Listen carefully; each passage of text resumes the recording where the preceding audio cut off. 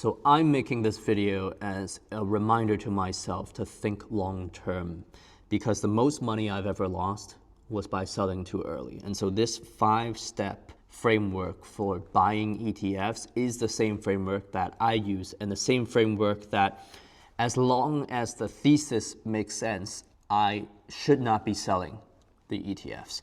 And so there are 5 questions that we want to go over, and then under those 5 questions, there are sub-questions that we want to answer as well. And so let's get started.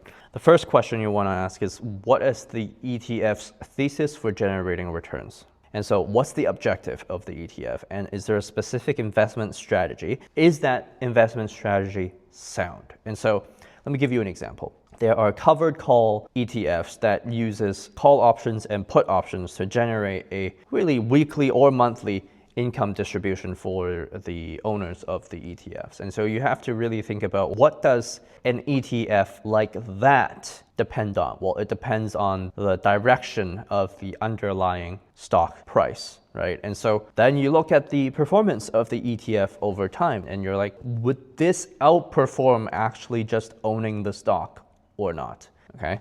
And so that's a question you can ask. Does it aim to track the average performance or just outperform the stock market in general? Is it actively or passively managed? And is there a reason why it should be actively managed? Because in one sense, it does kind of make sense to have an actively managed ETF in the tech industry, in the tech sector, because there are certain firms that outperform the sector, and when they do outperform the sector, they usually do so by a very large margin. And so you look at its holdings, right? What does the ETF hold? Is it just some rendition? Is it like a more risky version of QQQ or VOO, right? So you want to ask those questions, and ultimately you want to build a thesis for why the ETF will either match the market or beat the market. Because if you can't come up with a few reasons for that, then you should move on, essentially. Now, number 2, how are the fees and historical performances compared to the market averages? And so let's say you have a thesis for why the ETF would track or beat the market. Then you look at how it's performed in the past, and you ask yourself, has it outperformed VOO in the past? Because, if it has, then perhaps a higher fee is justified. This is also usually the final check that I do, because there are so many ETFs that are similar, and in that situation, just pick the cheapest one, right? And to compare historical performance, all you have to do is load up the ticker symbol of the ETF on Yahoo Finance and compare it to like VOO or VTI. And now, it's important to note that past performance is obviously not an indicator of future performance, but I don't know if there's ever a case for buying an ETF that's underperformed the S&P 500 since its inception.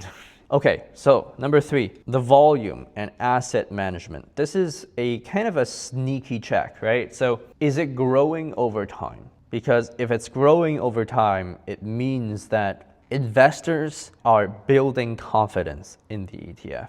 It means that the ETF is spreading by word of mouth, right? And if that is the case, then it means that the liquidity is going to be good. It means spreads will be lower, and it lowers the risks of the ETF closing. And by the way, spreads are the differences you see in price when buying or selling an ETF or stock. And it's another way that banks make money, pretty much, or brokerages make money. And so low volume investments have higher spreads because transactions are slower to fill and harder to find. Now, for long-term investors, that usually isn't that big of a problem. And so I usually just focus on assets under management and whether or not that number is growing over time. If it's growing, great. If it's shrinking, I usually just skip it because there are plenty of options out there. All right, number 4. So assuming all this stuff checks out, and really it should, right? Is it at least matching the performance of the ETF that tracks the S&P 500? Is there a thesis for building and generating returns that rests on sound premises? And is it growing? Is it growing in popularity? And so number 4, even if it matches all of those 3 things that I just mentioned, you still have to ask yourself, where would the ETF fit in your existing portfolio, right? Because if you're already heavily invested in NVIDIA and Tesla, it might not make sense to by QTop, which tracks the top companies on NASDAQ. Is it a bread and butter ETF? Like, is it like a VOO that should make up most of our portfolios? Does it diversify your holdings properly, right? Is it an SCHD or some rendition of it? Is it like an oil company? Is it a focused on utilities ETF, right? Does it help you concentrate in a specific sector? Is it a short-term or a long-term ETF? Are you looking to get the income, or do you just want capital gains over the long term? Does it actually help you reduce volatility, or will it embrace volatility but help you beat the market in the long run? What kind of portfolios would the ETF fit into? Where would it not work? Does it go against your investment philosophy, right? So for example, my overall investment philosophy is to think long term and invest for the long term. And so I'm not going to own any covered call ETFs. I might have a 10% allocation towards things I want to try, just like how I have a 10% allocation towards fund money of restaurants I want to try, and I fully expect to lose that money. Or make some. Doesn't matter. I'm doing it for fun. And are there alternatives ETFs that would serve the same purpose with lower fees and or volatility? And so answering these questions should help you decide whether or not the ETF is tailored for your particular situation. Okay?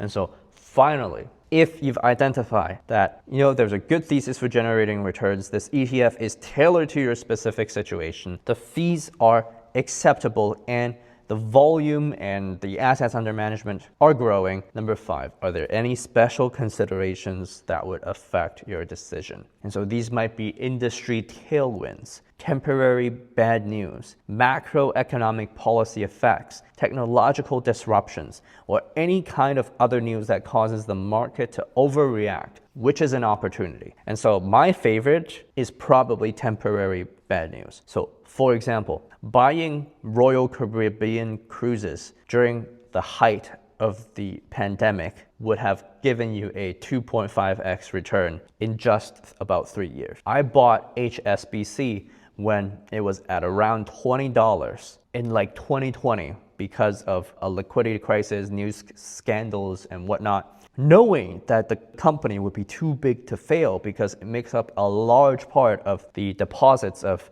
people in Hong Kong. But ultimately, I chickened out, right? I let my emotions get to me. And if I hadn't, I would have 3x my money because right now it's around $60. There are a ton of examples. Facebook, when Zuckerberg had to go do government hearings. Equifax, when they had a data leak. There's a bunch of temporary bad news. Some temporary bad news affects specific businesses. Some temporary bad news affects the whole industry. And so I am writing this as a reminder to myself and you to think long term, because the most money you'll ever lose is by selling at the wrong time. And in order to prevent you from selling at the wrong time, you need to make sure your investment decisions rest on sound arguments that make sense. So subscribe and follow if you want to learn more about how to think about your money.